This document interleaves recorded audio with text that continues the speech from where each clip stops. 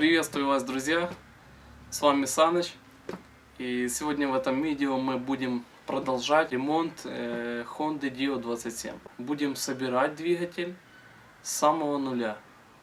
Я покажу, как я именно собираю основу, как правильно, четко собрать. До полной заводки. Значит, вот такая вот картина. У нас есть картера грязные. Чтобы приступить к сборке двигателя, нам нужно все промыть. Промыть там, где коленвал, почистить от герметика старого и уже начинать сборку. Давайте выбьем сальник.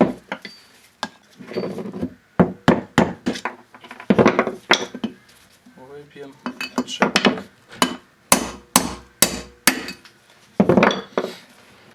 Теперь можно приступить к мойке. Так, один такой важный момент.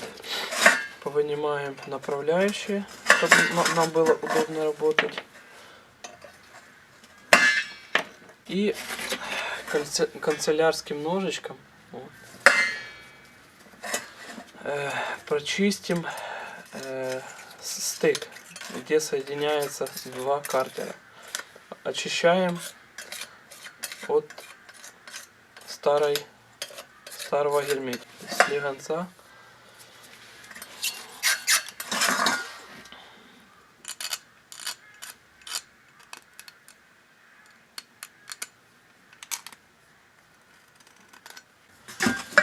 Ни в коем случае не отверткой там не счищаем, а только вот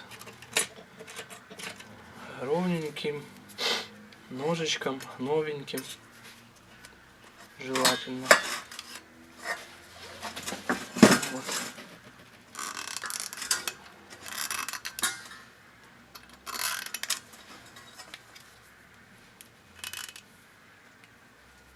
Так, чтобы его снять полностью с поверхности, вот мы чистили ножиком, но там есть маленький тоненький слой. Чтобы убрать полностью, нужно элементарно вот мочить тряпочку в бензин и вот так попротирать. Тогда он полностью уходит, этот герметик.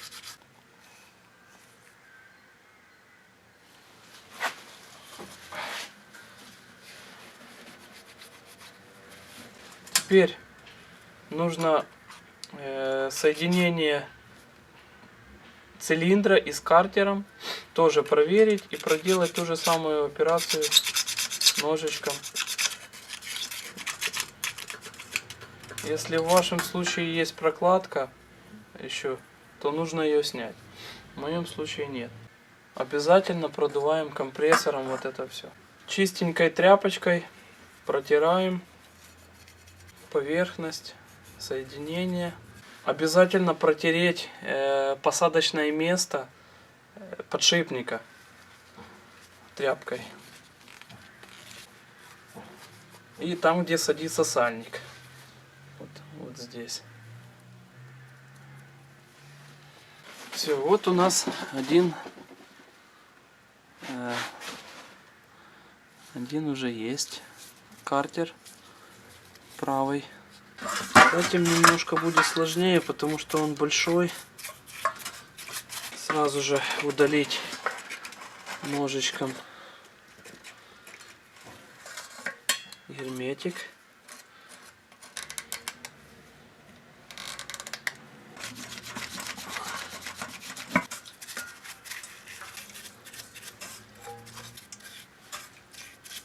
Вот мы помыли два картера.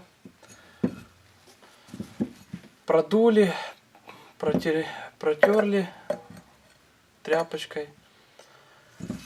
Обязательно протрите посадочные места подшипников.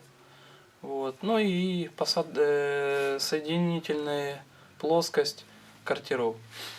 Дальше нам по этапу нужно... вот у нас есть подшипники коленвала. Давайте их посмотрим, развернем. Вот мы развернули подшипник. И что хочу сказать. покажу. Вот есть у нас внутри смазка. С этой стороны нет. Вот. Многие делают ошибку в том, что ставят подшипник так, как есть. Так нельзя это делать, потому что эту смазку обязательно нужно вымыть и выдуть ее. Вот. Потому что она в кривошипной камере совсем не нужна. Она только будет забивать каналы смазочные.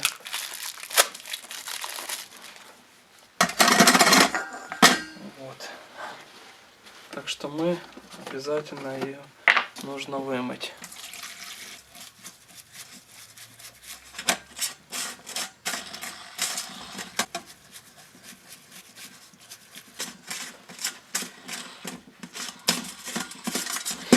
Нужно сделать так, чтобы подшипники были полностью сухие. Без никаких смазок вообще, без ничего. Смазать мы потом успеем. А когда при сборке не нужно, чтобы было смазки. Так, давайте продуем. Протрем их тряпочкой. Чистой. Старайтесь сделать все качественно, чисто. Вот, потому что плохо оно всегда у вас получится. Все, у нас подшипники сухие. У нас есть дальше коленвал. Коленвал, он весь в смазке, обычно идет. Вот. И, конечно же, в таком состоянии мы его не будем трогать и собирать. Потому что это будет нечистая работа. Вот, его нужно помыть. Тоже в бензине полностью. Чтобы не было никаких там жирностей. Чтобы все было сухо. Особенно посадочные места. Потому что они будут нагреваться. Протрем все тряпкой. Протрем вот особенно посадочные места. Вот. Все, вот у нас коленвал готов. Теперь берем 2 бруска таких. Вот. И ложим на этих 2 брусочка. Дальше нам нужно прогреваем техническим феном посадочное место подшипника. Так как это алюминий, он имеет свойство, любой металл имеет свойство расширяться. Сейчас нагреваем, а потом нагреем, а потом вставим подшипник в это гнездо. Потому что так сейчас оно не заходит ни при каким предлогам. Забивать мы его не будем, потому что это не профессионально. Вот.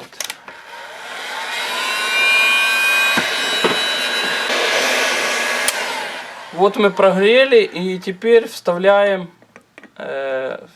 подшипник. Все, видите, он у нас четко вошел.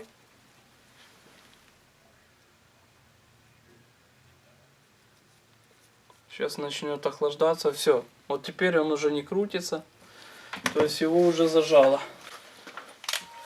Также сделаем и со вторым.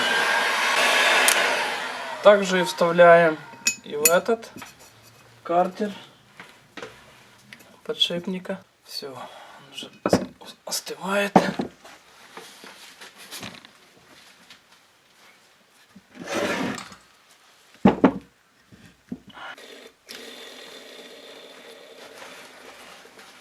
Так.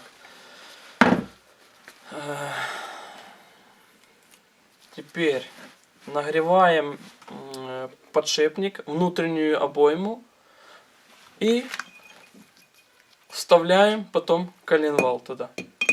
Вот, чтобы у нас он вошел на посадочное место. Вот здесь. Греть нужно аккуратно подшипник, сразу говорю, чтобы его не перегреть. Я уже знаю по времени приблизительно сколько греть, и если перегреете, оно сразу будет видно, что подшипник он такой начинает синеть уже. Вот. Черный металл, сталь не сильно нужно нагревать, она очень быстро расширяется, вот, и остывает так же само.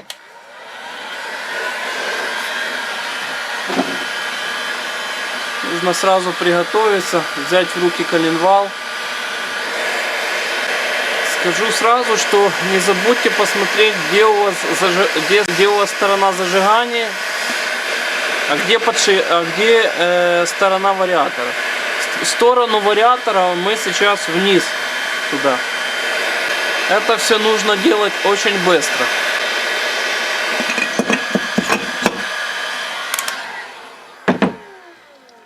Все, вставили.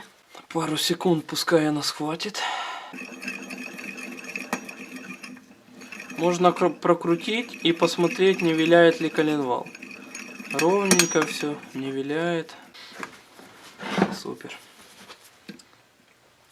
Дальше. Что мы делаем дальше?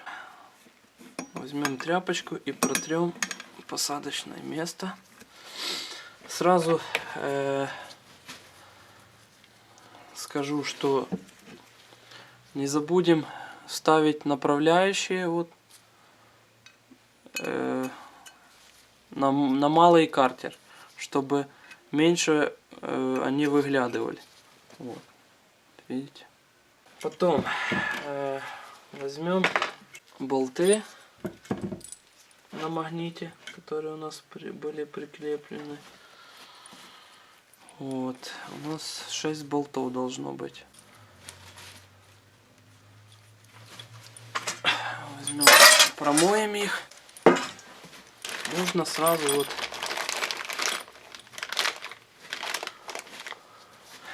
выложить в ряд их, чтобы было удобно брать. Нам нужен герметик. Герметик я не использую черный, красный. Я использую вот такой профессиональный герметик. Серый он идет. Сразу приготовлю ключ на 8.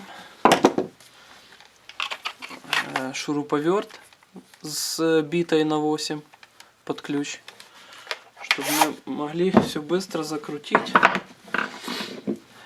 Значит, давайте нанесем герметик для начала.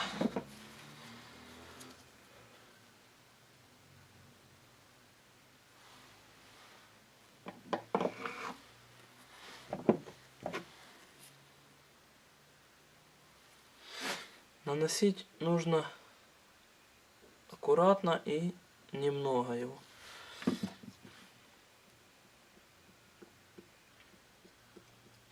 Чтобы не было у вас лишних колбасок, которые будут вылазить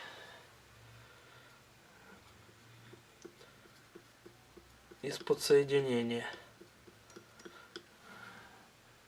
Ничего лишнего не достаточно тоненького маленького слоя.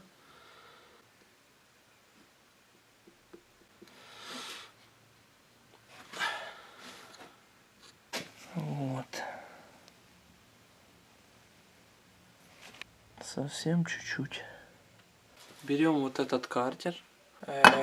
Сейчас я нагрею. Будем нагревать внутреннюю обойму подшипника.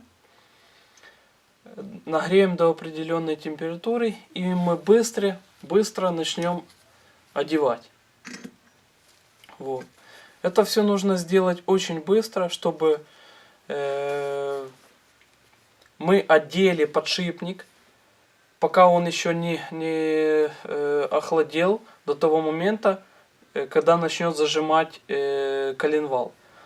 То есть нам нужно его одеть в этих пару секунд на посадочное место и хотя бы закрутить двумя болтами, пока подшипник не стянулся. Вот. Чтобы у нас не получился коленвал в натяжку. Это все нужно сделать очень быстро. Потому и говорю сразу же, положите все сразу же вот болтики на свое место положите, чтобы вы потом знали, где их хапать, в какой рукой и так далее. Вот, шуруповерт, ключ положите. Все, чтобы когда вот сразу одели и быстро позажимали. Тогда будет коленвал вращаться правильно, без натяжки. Легенько он будет сам по себе. Так, ну что, приступим. Вы будете это видеть все дело. Удобно возьмем.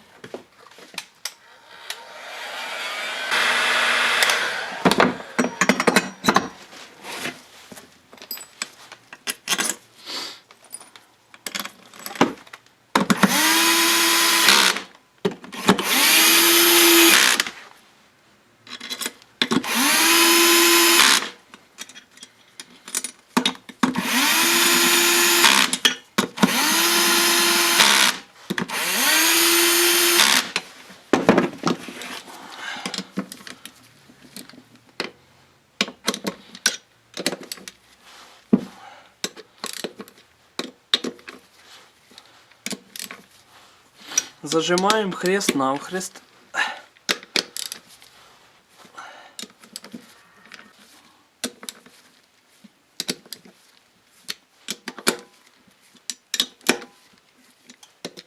Так. Нормально мы скололи. То мы увидим. Все, у нас коленвал крутится свободно. Видите? Теперь нам нужно забить сальники. Так, здесь со стороны вариатора у нас сальник 31-20. Вот. Смотрите, я делаю вот так. На сухую ставить сальники не нужно. Нужно вот в этой кромочке чуть-чуть промазать.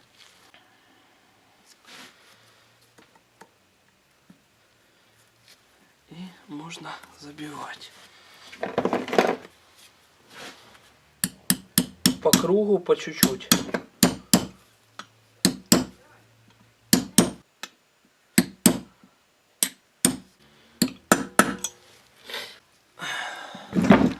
Переворачиваем.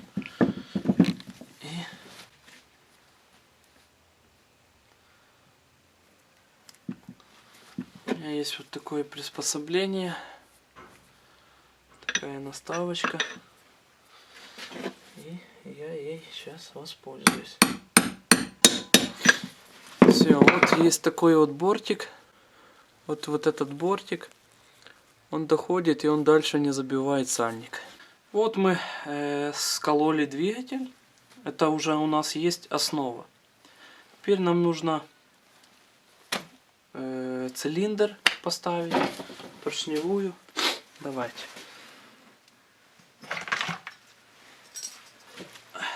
Вот. Для начала я хотел бы, цилиндр есть. Снимаем старую прокладочку. Ножичком чистим посадочное место. Промоем это все.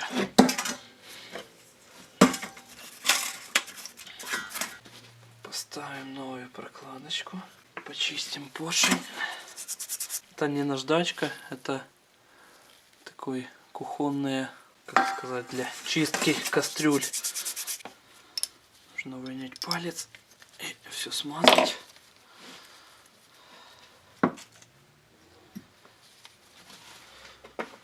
Сепаратор, подшипник сепараторный. Промоем его. Одеваем сюда. Маслица чуть. Так, обязательно у нас все сухое, так что нам нужно масло в коленвал залить. Зальем. На шатун польем. Прокрутим пару раз. Штопорим с той стороны, где нам будет неудобно заводить палец в поршень. не в шатун. То есть это с левой стороны. Если у нас вот exit, выход, он у нас должен быть на глушитель. То есть вот с левой стороны. Смазываем цилиндр. Смазываем кольца. Выставляем кольца по стопорам. Заводим цилиндр.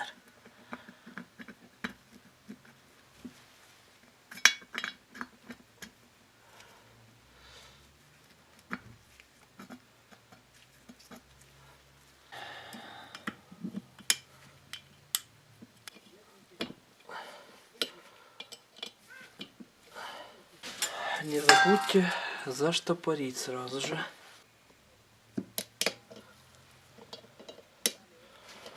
Теперь нужно, не одевая головки, нужно направить шпильками прокладку и сам цилиндр, чтобы он был ровно. По резьбе все сошлось. Можно открутить. Протрем посадочное место.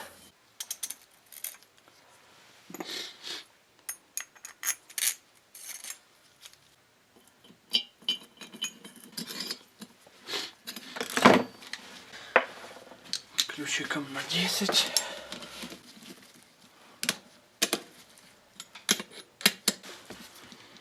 Хрест-навхрест затягиваем. И по чуть-чуть. Есть. Следующий этап. Это у нас установка насоса масляного. Возьмем немножко туда перстнем. И на шестереночку возьмем масло.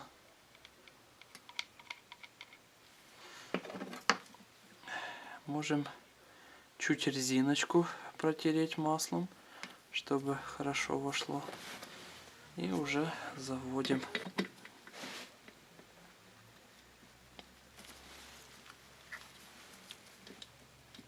Пока пускай он стоит. Нам нужно прикрутить зажигание. Я уже заранее его помыл. Обязательно помойте, если оно грязное. Так будет лучше и надежней. Так, ключиком на 8 затягиваем. Вкручиваем датчик холла.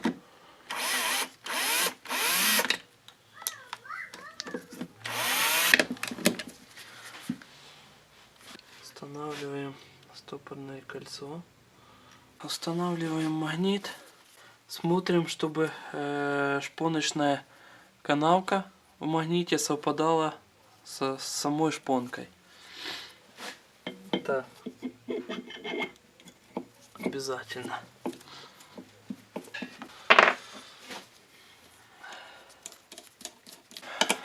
Сразу же закрутим.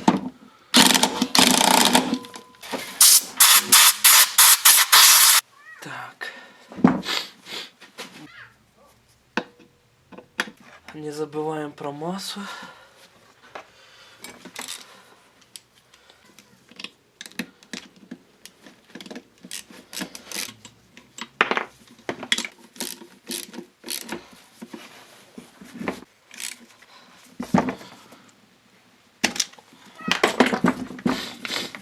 Все, мы прикрутили масляный насос. Прикручиваем пластмасску. Это часть охлаждающей рубашки. Закрутим. Так, и уже сам охлаждающий кожух. Так.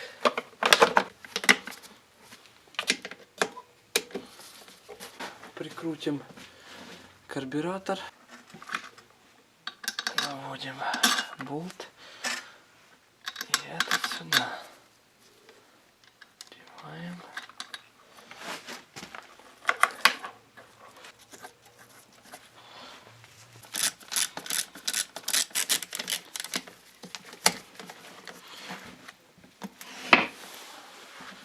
Сразу скажу, что закроем это, чтобы не попала никакая штука, грязь, песок.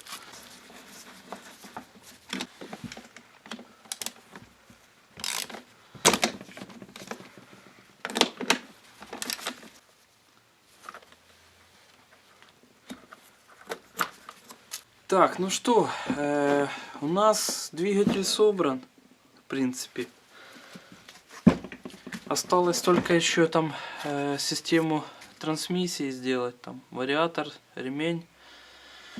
Но это уже можно сделать, когда поставить на сам скутер.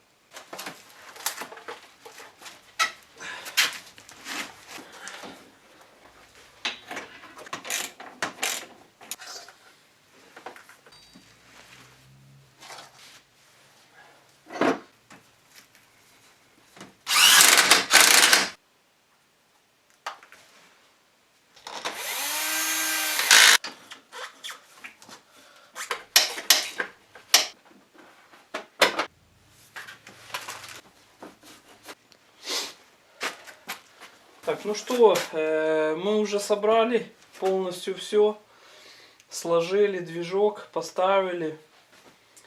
Теперь можно, ну, вот, заводить.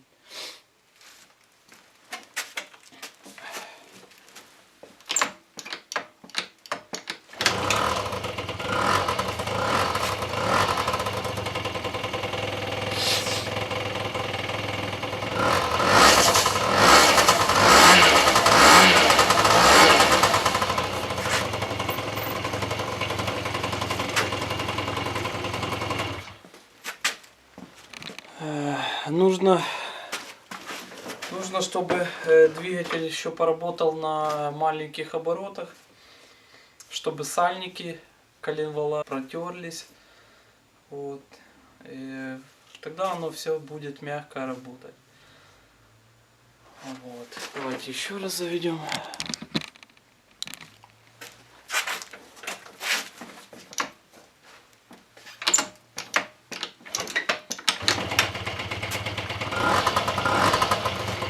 Двигатель мягко работает, без каких-либо других лишних звуков. Я думаю, вы слышите, что все мягко, четко работает. Ну вот вы теперь увидели с нуля, как с самого начала, от мойки картеров и заканчивая вот заводкой. Вот, кому что будет непонятно, пишите комментарии, подписывайтесь на мой канал, будем ремонтировать вместе. С вами был Саныч, друзья. Всем удачи, пока.